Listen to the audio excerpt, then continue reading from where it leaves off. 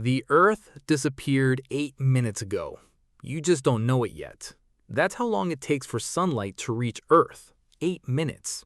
So if the sun vanished right now, silently, instantly, gone, you'd still be sitting here, feeling completely fine, watching a perfectly normal sky for 8 whole minutes. And then, darkness. Not nighttime darkness, not power outage darkness. I mean absolute, total, permanent, crushing darkness. Forever.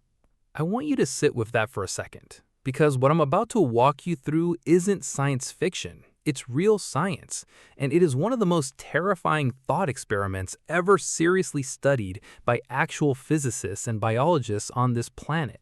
This is what Earth looks like without the sun, minute by minute, day by day, until the very end. And trust me, you are not ready for what happens. Okay, so let's start from second one, the moment the sun is gone. Not dimming, not dying slowly over billions of years the way it actually will. I mean snap, gone, erased from existence. For those first 8 minutes, nothing changes. Birds are still singing, your coffee is still warm, the sky is still blue. You have absolutely no idea that the most important object in the entire solar system just ceased to exist. And here's the thing, that's somehow the most unsettling part, that false calm, that borrowed time. Then minute 8 hits. The sky goes black. Not gradually, not like a sunset, instantly black. Every single photon of sunlight that was traveling toward us just stops coming. There's no more supply. And the temperature?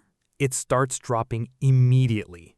Within hours, average surface temperatures are already plummeting towards 0 degrees Celsius across most of the planet. By the end of the first week, we're looking at -17 to -18 Celsius on average globally. Wait, seriously? That fast? Yes, that fast. Because the only reason Earth holds any warmth at all is the constant stream of energy from the sun. The moment that stream cuts off, we're not a warm planet anymore. We're just a rock hurtling through frozen space. But here's where it gets interesting, and I mean terrifying interesting. Not everyone dies immediately, not even close. And the survival story that plays out over the next few weeks, months, years, it's one of the most dramatic things I've ever researched, so stay with me. The first people to panic? Nobody yet. In the first few hours, most of the world thinks there's some kind of astronomical event, a solar flare, an eclipse anomaly, something explainable. Governments haven't announced anything because they don't fully understand it either. So for those first hours, it's confusion. It's people stepping outside and staring at a black sky in the middle of what was supposed to be afternoon. Then the cold starts, and people stop being confused, and they start being scared. The oceans are actually our best friend in those first days. Oceans retain heat. They're massive thermal batteries, and they release that stored warmth slowly into the atmosphere, so coastal regions stay slightly warmer longer. But the inland areas, the continental interiors, places like Central Asia, the American Midwest, the heart of Africa, they go cold fast, dangerously cold. Now, here's a jaw-drop moment. Ready? Plants start dying within days, not weeks, days. Because plants need photosynthesis. Photosynthesis needs light. No light, no photosynthesis. The entire base of the food chain, every blade of grass, every crop field, every forest begins to die almost immediately. And when the plants go, the animals that eat the plants go next. And when those animals go, the animals that eat those animals go next. The entire ecological pyramid collapses from the bottom up, like pulling the foundation out of a skyscraper. This is insane, but it's not even the craziest part. Think about this. Humans could potentially survive. Not easily, not comfortably, but survive. How? Geothermal energy. The Earth's core is still hot. It has nothing to do with the sun. It's powered by radioactive decay deep inside the planet, and it will stay hot for billions of years regardless of what happens to the sun. So communities built near geothermal hotspots, Iceland, parts of Japan, Yellowstone in the United States, those places have a shot. And nuclear power. Nuclear reactors don't need sunlight either. A working nuclear plant can power underground grow lights, water treatment systems, heating. A small, organized community with access to nuclear energy and a food-growing operation underground could technically survive indefinitely. I'm not even joking. Scientists have actually run these models.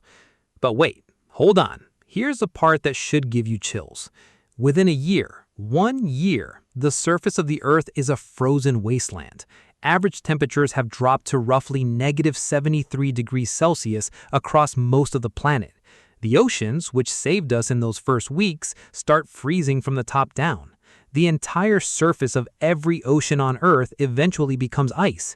And once that happens, even the geothermal warmth coming up from the ocean floor gets trapped beneath kilometers of ice, and it creates a thin layer of liquid water right at the ocean floor, around deep-sea hydrothermal vents. And here's the twist I did not see coming when I first started researching this. Life. Life would survive. Not human life necessarily, but life. Microbial life, creatures that already live around deep-sea hydrothermal vents, completely independent of sunlight, completely independent of photosynthesis. Those organisms wouldn't even notice the sun was gone. They live off chemical energy from the Earth itself. They have been doing it for billions of years, long before complex life, long before plants, long before us. So in this darkest possible timeline for Earth, the planet doesn't go lifeless. It goes quiet and deep and ancient, like it's reverting to what it was before the sun even mattered. That blew my mind. It genuinely blew my mind. Okay, but let's go back to humans, because I know that's what you're really thinking about. Could we actually make it? Picture this. Imagine small groups of humans, maybe tens of thousands maybe, huddled around geothermal vents or operating nuclear facilities, growing food under artificial lights, rationing everything, living in tight, sealed habitats beneath the surface where the temperature is actually more stable. It would be brutal. It would be a civilization unlike anything we've ever built, but it would be a civilization. And here's something that should make you feel something. Something almost beautiful buried inside all this horror. In a world without sunlight, in a world where survival requires cooperation, where one community's agricultural output feeds another community's engineers who maintain another community's heating systems, in that world, the division of humanity into competing nations essentially becomes meaningless. You cooperate or you die. Full stop.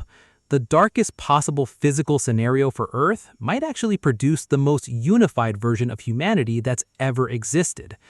Think about that for a second. Now, the science, because I want you to know this is real. The faint young sun paradox is an actual scientific concept that tells us early Earth received far less sunlight than today, and yet life thrived. Research into extremophiles, creatures that live in environments with no light, extreme pressure, extreme heat, or cold, has been ongoing for decades.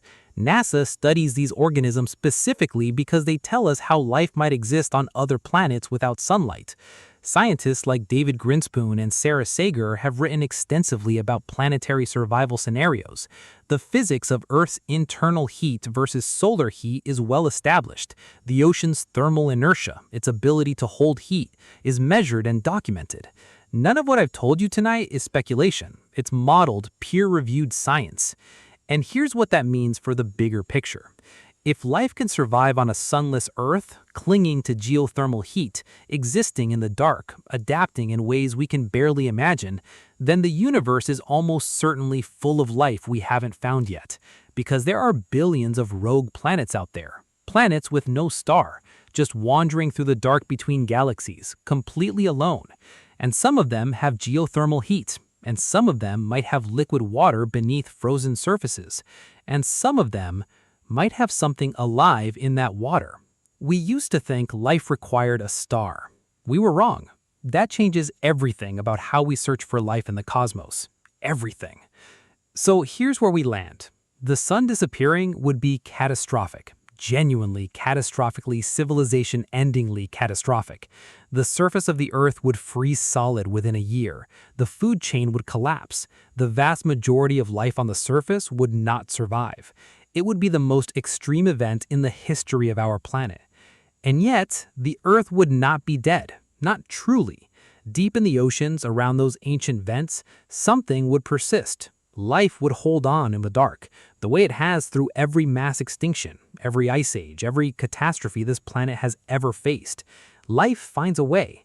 Not poetically, literally, chemically, biologically. It finds a way. And a small, desperate, brilliant group of human beings might hold on too, underground, in the warmth of the planet itself, growing food under artificial light, rationing power, working together in ways we never have on the surface, building something new in the dark. I don't know if that's hopeful or heartbreaking. Maybe it's both. What I do know is this. The next time you feel the sun on your face, and I mean really feel it, stop and notice it. Remember what you learned today. That single star, 150 million kilometers away, is the reason you are alive.